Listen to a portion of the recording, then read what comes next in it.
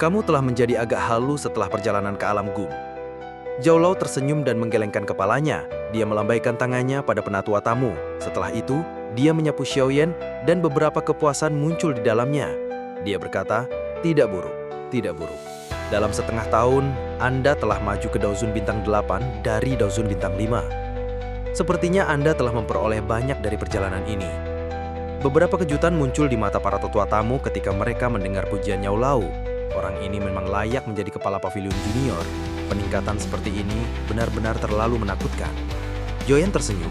Dengan kekuatan Zhao Lao, dia secara alami dapat melihat melalui Xiaoyan yang kemudian mengangguk sebagai jawaban. Ayo kita pergi. Kita akan kepala dulu. Saya sudah menunggu lama untuk Anda kembali. Ucap Zhao Lao sambil tersenyum. Ya, Xiaoyan mengangguk. Matanya menyapu sekelilingnya sebelum dia mengerutkan keningnya. Dia dengan lembut bertanya, Guru, apakah dokter peri kecil dan yang lainnya belum kembali? Mereka telah kembali, tapi mereka pergi lagi. Jawab Zhao Lao. Kiri? Di mana? Xiaoyan bertanya dengan suara terkejut. Ini juga alasan saya menunggu Anda.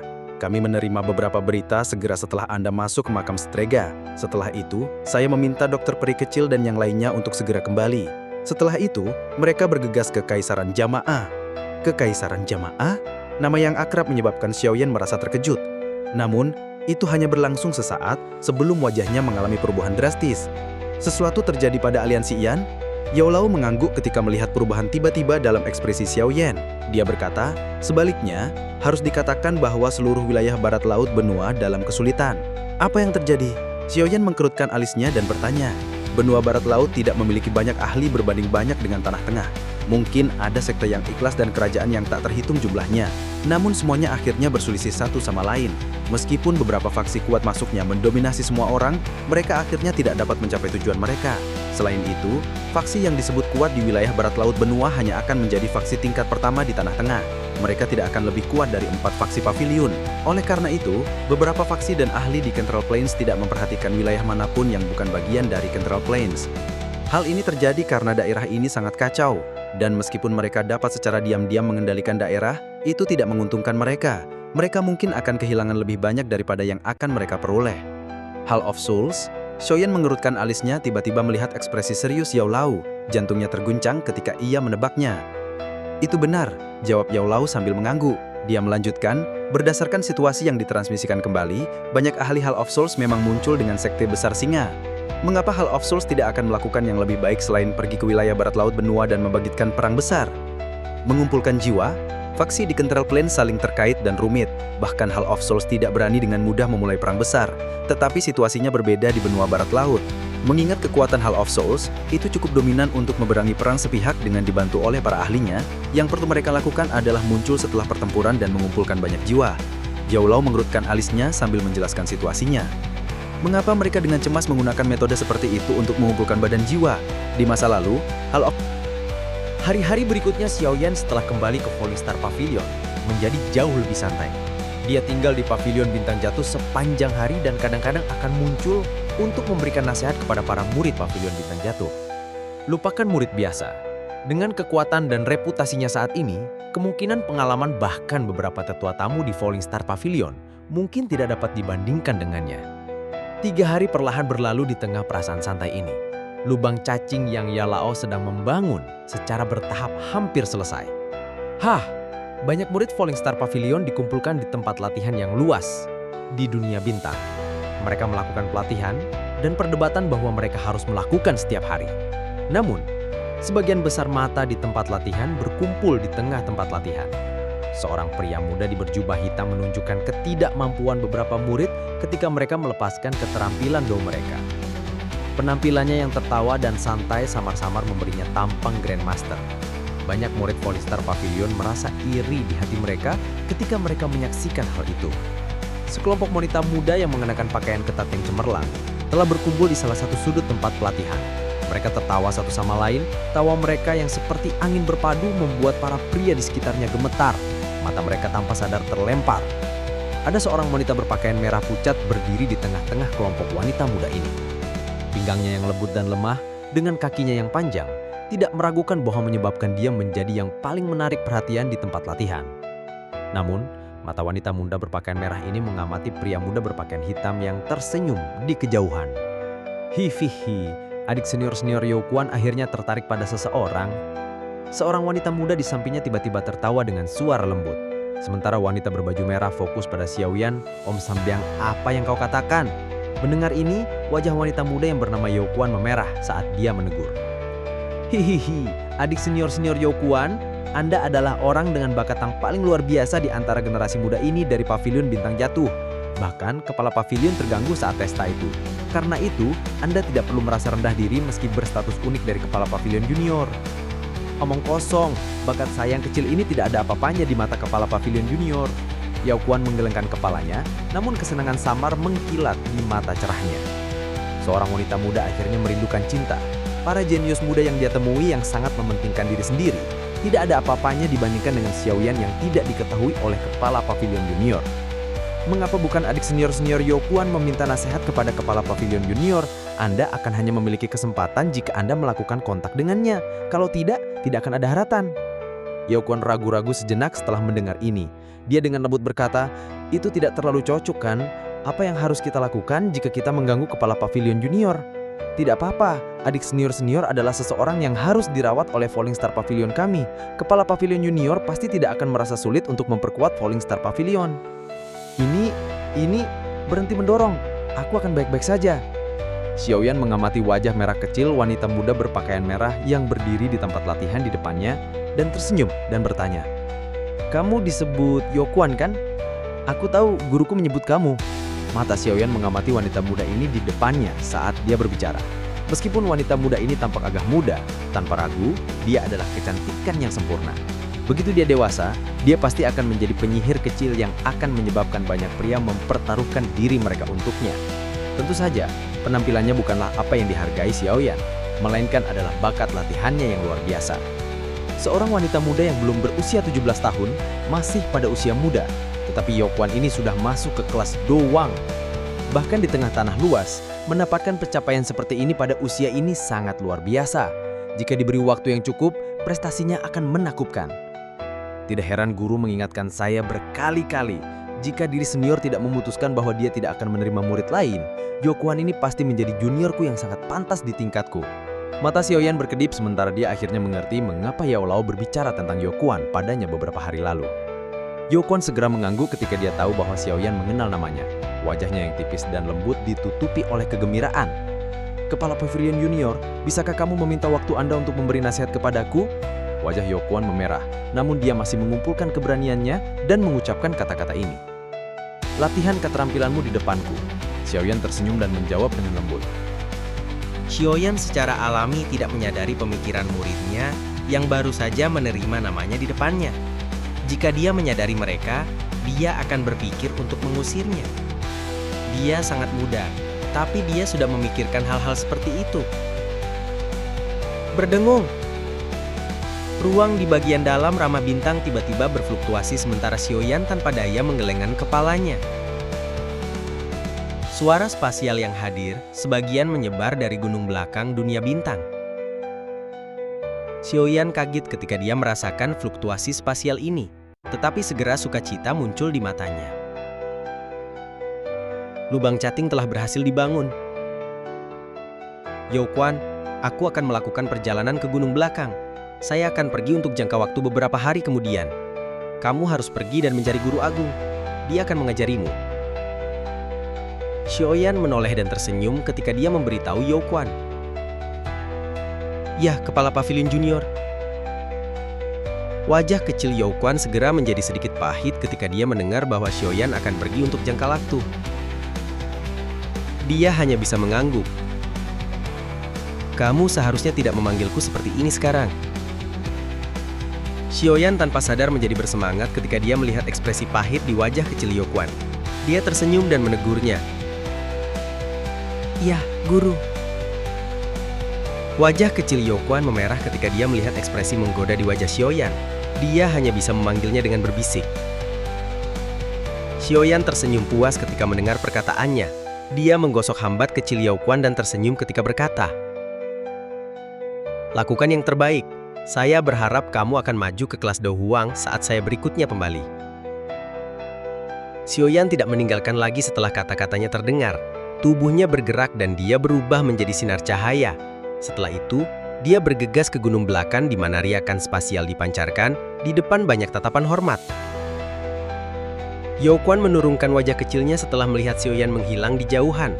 Dia berbicara agak putus asa. Sudah berakhir, saya telah menjadi murid kepala pavilion junior. Peluang saya akan jauh lebih rendah di masa depan. Tidak, saya tidak boleh menyerah. Status saya sebagai murid hanya dalam nama. Saya harus bertahan sampai akhir. Yao Quan mengepalkan tangan kecilnya ketika dia berbicara. Setelah itu, dia dengan lembut meraih punggung Xiaoyan yang jauh. Tampaknya dia ingin menariknya ke dalam telapak tangannya. Seorang guru juga bisa dipersiapkan. Badai pasir melanda dataran merah dan tebing yang tak berujung. Matahari merah tua menggantung rendah di langit yang jauh, dan cahaya merah samar menambahkan lapisan benang merah pucat di atas tanah, yang samar-samar memiliki warna darah menyebar di atasnya. Mendesis. Hanya sedikit orang yang hadir di dataran merah dan tebing. Hanya angin liar yang terus bersiul dan bertiup. Pada saat tertentu, riak spasial yang intens tiba-tiba muncul dan lubang hitam spasial 100 kaki besar perlahan muncul. Gelombang-gelombang naik saat lubang hitam spasial muncul. Segera, banyak sosok melangkah ke udara sebelum perlahan-lahan berjalan pergi. Mereka akhirnya mendarat di tanah. Ada sekitar 30 orang dalam kelompok ini, dan semuanya tampak tidak mencolok. Namun, jika seorang dengan indera yang benar-benar tajam mendekat, orang itu akan terkejut mengetahui tekanan samar tapi menakutkan yang menyebar dari mereka. Bagaimana dengan bagian barat laut benua ya? Seorang penatua dengan cahaya merah di wajahnya menyapu matanya karena terkejut ketika dia mendarat di tanah. Setelah itu, dia menoleh ke seorang pria berpakaian hitam di kerumunan.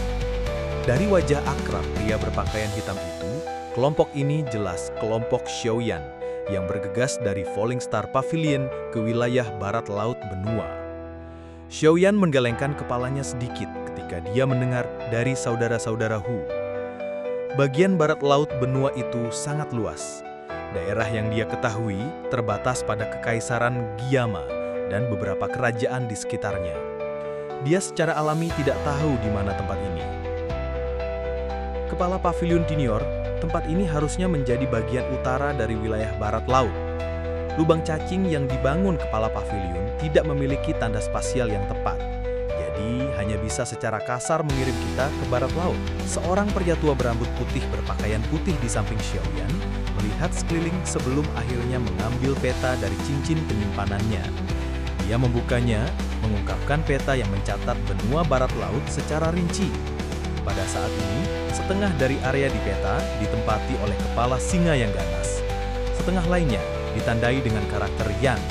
Ini kemungkinan adalah wilayah sekte singa mendalam dan aliansi Yan saat ini. Berdasarkan intelijen yang kami peroleh, bagian utara dari wilayah barat laut ini telah menjadi wilayah sekte singa yang mendalam. Dengan kata lain, kita telah dipindahkan ke wilayah sekte singa yang mendalam. Namun itu tidak masalah. Tidak banyak ahli dari sekte singa yang mendalam di bagian utara. Kekuatan utama mereka saat ini harusnya dikumpulkan di perbatasan aliansi Yan. Tetua berpakaian putih menyuarakan pikirannya.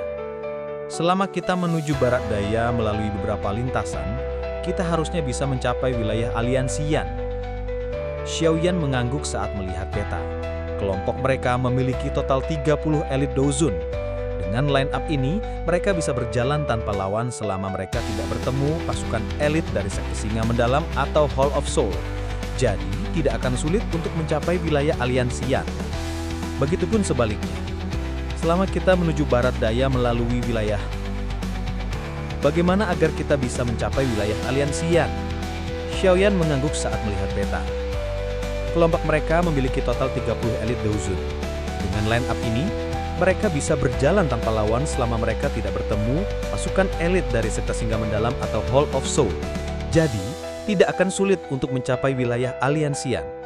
Kalau begitu, mari kita bergerak. Kita dapat mengumpulkan beberapa informasi tentang berita terkini di sepanjang jalan. Coba sebaik mungkin untuk menekan aura Anda. dengarkan perintah saya dan jangan berkeliaran secara acak. Xiaoyan menoleh ke barat daya yang jauh. Setelah itu, dia melambaikan tangannya dan jari-jari kakinya menekan tanah. Tubuhnya berubah menjadi sinar cahaya yang bergegas pergi. Suara angin menderuh kencang terdengar ketika banyak sosok mengikuti di belakang. Kelompok Xiaoyan bergegas langsung ke aliansi Yan ke barat daya. Mereka terbang di atas wilayah yang dikendalikan oleh sekte singa yang mendalam. Oleh karena itu, mereka secara alami bertemu dengan beberapa tentara dan ahli dari sekte singa yang mendalam yang telah ditempatkan di sepanjang jalan. Namun, yang disebut ahli itu adalah Douzong yang paling biasa. Mereka tidak menimbulkan ancaman sedikitpun terhadap kelompok Xiaoyan. Oleh karena itu, mereka tidak menghadapi hambatan apapun di sepanjang jalan. Dan mereka juga berhasil menanyakan kejadian terkini dari wilayah barat laut dari beberapa ahli yang tertangkap milik sekte singa yang mendalam. Oleh karena itu, para ahli aliansi Yan bersama dengan beberapa ahli lain yang telah bergandengan tangan dengan aliansi Yan untuk melawan sekte singa yang mendalam, semuanya berkumpul di Benteng Kuning Misterius. Dengan dukungan dari Hall of Souls, sekte singa yang mendalam memiliki kekuatan yang menakutkan yang bisa menghilangkan sebagian besar faksi di barat laut. Setelah beberapa paksaan, sekte singa yang mendalam telah memperoleh cukup banyak ahli. Karenanya, sulit untuk menemukan faksi di wilayah barat laut benua yang dapat bertarung dengan mereka. Bahkan aliansi Yan berada pada posisi yang kurang menguntungkan. Sekte singa yang mendalam secara alami tidak akan melepaskan Benteng Kuning Misterius, yang merupakan tempat yang harus diperebutkan oleh kedua belah pihak. Berdasarkan apa yang dikatakan seorang ahli yang telah bergabung dengan sekte singa yang mendalam saat ini juga telah mengirimkan pasukan elit sejati mereka ke aliran langit kuning yang misterius. Dari kelihatannya, mereka jelas berniat dengan paksa mengambil Benteng Kuning Misterius untuk mendominasi seluruh wilayah barat laut benua ini.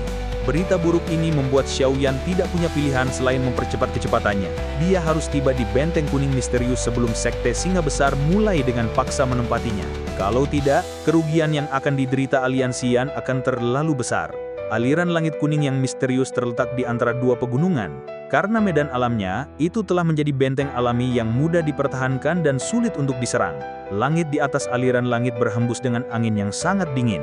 Bahkan ahli biasa Dou Huang tidak akan berani menyentuh angin ini. Dua jajaran gunung di sisi benteng tampaknya telah diretas menjadi dua oleh kapak tajam besar, memberikan penampilan yang luar biasa mulus. Selain itu, gunung-gunung itu sangat mengesankan. Karena itu, bahkan beberapa ahli Dou Huang tidak dapat terbang di atas mereka. Benteng Kuning Misterius berdiri di tempat paling penting dari aliran langit kuning misterius ini. Seseorang hanya bisa melewati tempat ini dalam radius 1000 km. Bahkan beberapa negara tetangga kecil harus melewati tempat ini untuk saling berhubungan. Didukung oleh lingkungan yang unik dan diberkati, pentingnya Benteng Kuning Misterius secara alami adalah sesuatu yang tidak perlu dikatakan. Aliansi Yan telah membayar mahal untuk mendapatkannya. Di luar Benteng Kuning Misterius adalah dataran berumput tak berujung. Jika seseorang berdiri di benteng, ia akan dapat melihat setiap aktivitas di dataran berumput. Namun, dataran berumput ditutupi oleh kabut hitam saat ini. Seseorang bisa dengan samar mendengar suara memekakan telinga dipancarkan. Aura jahat menyebar dan melonjak, menyebabkan ekspresi semua orang di dalam Benteng Kuning Misterius mengadopsi ekspresi serius. Banyak bangunan berdiri di tengah-tengah benteng, dan ada bangunan besar yang luar biasa megah di tengahnya. Cukup banyak orang yang duduk di dalam aula saat ini, namun tidak ada yang berbicara. Seluruh aula tertutup dalam keheningan yang khusyuk. Duduk di kursi pemimpin di aula adalah sosok cantik berpakaian merah yang bersandar di sandaran dengan gaya yang agak malas. Wajahnya yang dingin dan menyihir samar-samar mengadung kelelahan. Matanya indah yang dipenuhi dengan peningkatan yang tidak biasa, memanjarkan tekanan dan keangkuhan seseorang dalam posisi yang kuat. Keangkuhan ini tidak pucat bahkan dengan aliran waktu. Siapa lagi di aliansi Yan berbeda dengan Ratu Medusa daripada waktu itu, atau Kailin saat ini, yang bisa memiliki sikap sombong seperti itu? Beberapa tahun ini tidak menyebabkan dia berubah sedikit pun. Sebaliknya, dia menjadi dewasa dan pesonanya yang menyihir menjadi lebih padat. Semua orang, pasukan sekte singa yang mendalam menekan kita. Hari ini, itu hanyalah serangan penyelidikan. Namun kemungkinan mereka akan menyerang kita secara rasmi dalam waktu kurang dari 3 hari. Mata Kailin perlahan menyapu seluruh aula. Banyak wajah yang dikenalinya muncul. Kaisar SH Bodong, Pilking Kekaisaran Jama Guha, Fama dari dulu. Saat ini, semuanya tampil sedikit lebih tua sekarang. Namun aura mereka jauh dari apa yang bisa mereka bandingkan dengan saat itu. Jelas, kekuatan mereka telah meningkat secara dramatis selama bertahun-tahun. Semua orang diam ketika mendengar perkataannya. Seorang laki-laki yang duduk di kursi roda di sampingnya mengeluh secara perlahan. Dia berkata, "Kekuatan Sekte Singa yang mendalam terlalu kuat. Pakar kelas Douzun mereka jauh melampaui kita. Kita tidak cocok bagi mereka dalam konfrontasi langsung." Xiaodi menyadari dan tertawa pahit. Setelah berbicara, setiap skema akan kehilangan efeknya dalam menghadapi kekuatan mutlak. Ini adalah pertama kalinya selama bertahun-tahun dia merasa begitu tak berdaya. Aliansi Yan benar-benar bertemu dengan beberapa masalah. Saya harap, ayo kita keluar dan bertarung jika tidak ada yang bisa kita lakukan. Kita tidak bisa maju atau mundur. Jadi mengapa kita tidak bertarung sampai akhir?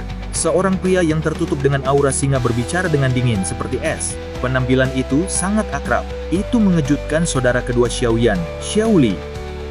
Hati semua orang di aula tenggelam setelah mendengar kata-kata Xiaoli. Mungkinkah itu benar-benar datang ke tahap ini? Kita belum mencapai tahap itu. Xiaolin tiba-tiba menggelengkan kepalanya di tengah kesunyian. Dia perlahan mengangkat matanya dan senyum tipis terungkap di wajahnya. Dia dengan lembut berkata, berdasarkan apa yang dikatakan kelompok dokter peri kecil, saudara ketiga harus bergegas kembali ke aliansi Yan. Keributan. Kalimat Xiaoding segera menyebabkan mata sebagian besar orang di aula terangkat. Bahkan Cailin di kursi pemimpin tiba-tiba memfokuskan matanya pada Xiaoding. Kakak ketiga Xiaoding, semua orang yang hadir bahkan para pakar yang bergabung dengan aliansi Yan kemudian telah mendengar tentang dia, meskipun tidak secara pribadi melihatnya. Karena pemuda yang bernama Xiaoyan adalah pendiri sejati aliansi Yan. Pemuda dari masa itu telah menciptakan banyak mukjizat. Meskipun aliansi Yan dikelola oleh Cailin selama tahun ini, pemimpin spiritual sejati aliansi Yan masih pemuda yang memanggil Xiaoyan di hati banyak orang. Xiaoding tersenyum ketika melihat aula berubah menjadi gempar karena nama ini. Dia bertukar pandangan dengan Xiaoli di sampingnya.